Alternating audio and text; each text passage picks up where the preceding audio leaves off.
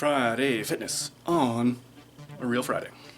We're just gonna fight through the cringe on this one because I want to be willing to fight through the cringe on things. Everything you want is just on the other side of hard cringe. I work out at home. One, I want to work out whenever I want to work out. Two, I like privacy and I want to crank the music. I guess even privacy factors into what I'm about to say here. I work out barefoot. I think it's really important, and you should. If I have to work out in public, I wear Ultras, which are barefoot style shoes. As you can see, I also work out bare-chested. I am just wearing Saks right now. I am wearing luxury underwear as my workout gear. Then I want to get into the exercises that I do all the time that are beneficial that I would just fucking hate to do in public. I do neck curls. Jeff Nippert says it's okay to do neck curls. I still don't want to be seen doing neck curls. If you're going to do them, follow Jeff's advice, which I'm about to repeat. Make sure you're not turning them into an ab exercise and rolling your shoulders or anything forward. Make sure you maybe adjust your neck. Don't go too heavy. Don't do too many. If you're using your hands to stabilize it, make sure that you're not doing an arm exercise as well. They're just there to stabilize. There shouldn't be any tension in your arms. I do myotatic crunches. These, learned from Tim Ferriss in the 4-Hour Body. These are the hardest exercises to perfect. I've been doing them for 5 years now. I've been doing them for 5 years now, and I still have sets where it just doesn't click. It's too easy. I'm sliding. My feet and knees don't feel right. My shoulders don't feel right. Yada, yada, yada.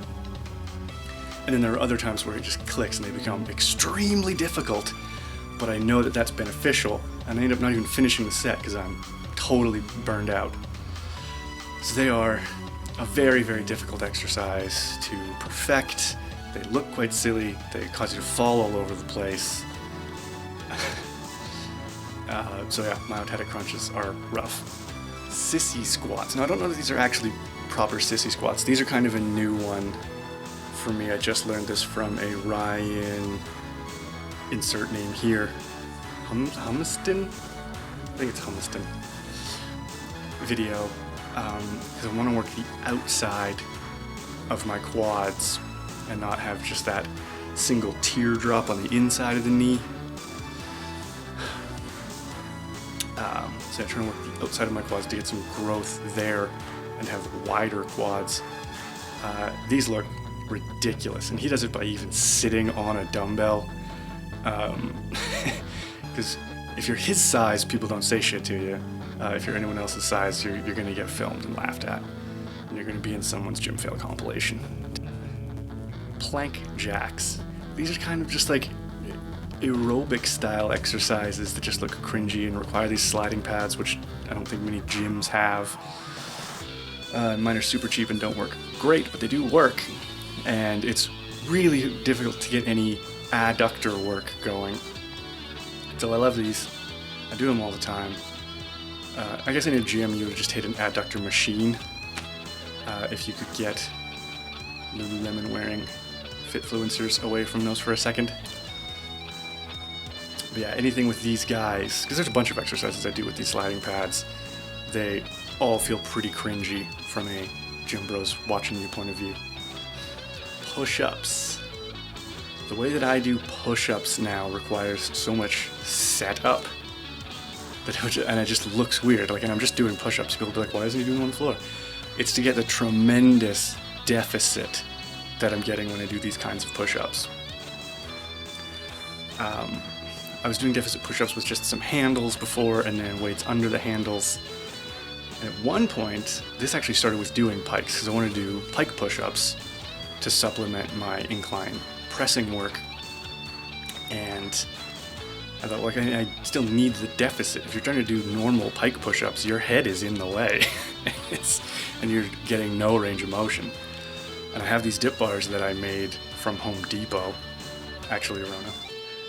And I was like, yeah, I could do pikes that way. And this would just look fucking bizarre if anyone was watching you. If you took a box to some dip bars and did this, people would accuse you of rearranging the furniture and being a fucking weirdo.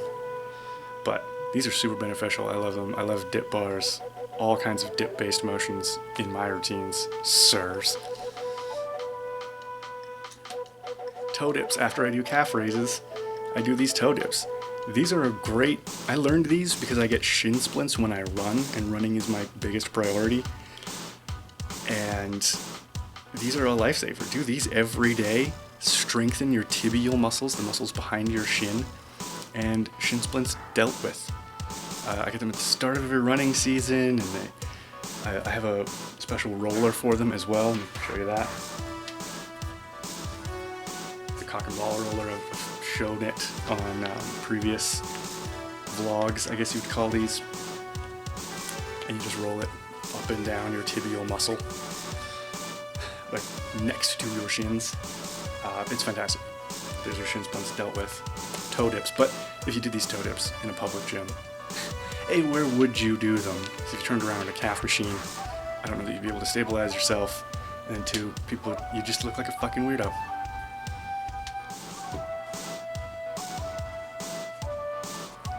Ab wheels.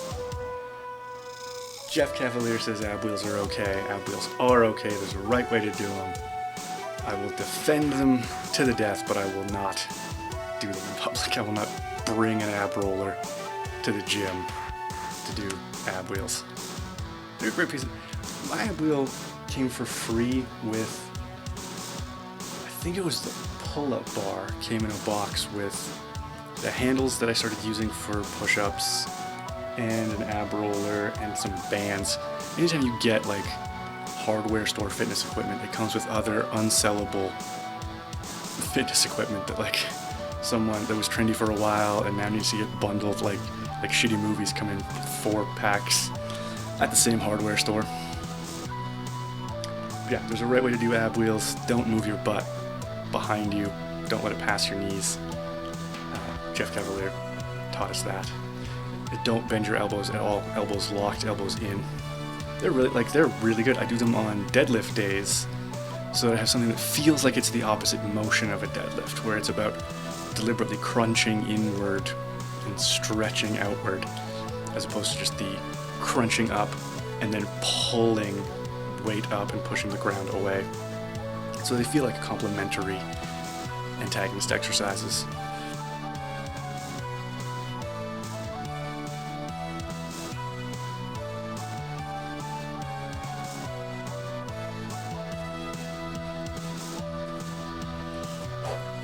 Yeah, how fucking cringe is that? But it feels great. It really seems beneficial. I feel it all throughout my chest.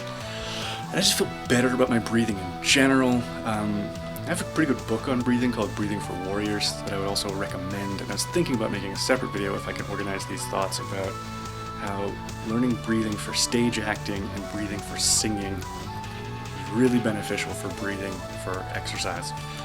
But it occurred to me one time I was doing a weight vest workout, and during a rest I was laying on my back and breathing and watching the plates rise and fall, and I thought, I wonder if you can actually exercise your breathing muscles. That led me to the expand lung, and so I'll do that in between sets, I'll do that before a workout, I'll do that afterward. I do that when I'm doing the dishes, which is my post-workout thing. My breathing feels really rhythmic and organized and deep, and I watch my chest and abdominal muscles while I'm doing it, and I can feel the tension coming and going. I can feel my diaphragm rising and falling, focused on those muscles being truly engaged and calming down mentally. I think it's super beneficial. But if you brought that to a gym, you are a psychopath. So there it is. We fought through the cringe, and we talked about those things that are super cringe. This is actually days later. I'm coming back after editing because I realized I didn't film any kind of ending. And the important takeaway from the video is just about, because the exercises themselves aren't what's important. I'm, in a private way, proud of the weird exercises that I do and my commitment to exercising and not ego lifting and yada yada yada. But the real challenge of making this video was being willing to see my body on camera. It's so horrid to film yourself exercising and look at it when you are in any way a normal human being. It's absolutely terrifying. I'm repulsed by myself, and yet I'm committed to fighting through this, because I think it's important when you make commitments to yourself to see them through. But yeah, if there's any actual takeaway that I would want someone to have from this, it's that you can fight through your own body shame issues. Because no matter what, most likely no one else on earth cares as much as you do. Even in this internet era of people being unbelievably shitty in forums where the person they're discussing can and will find out what they said, you are still going to be your own worst, your own harshest observer. And it's okay. Just move on. We're all going to shit our pants when we die. And yeah, being afraid of fitness because of the way you look is a worse way to live than just fighting through the cringe and getting over with it. So Friday Fitness, fight the cringe.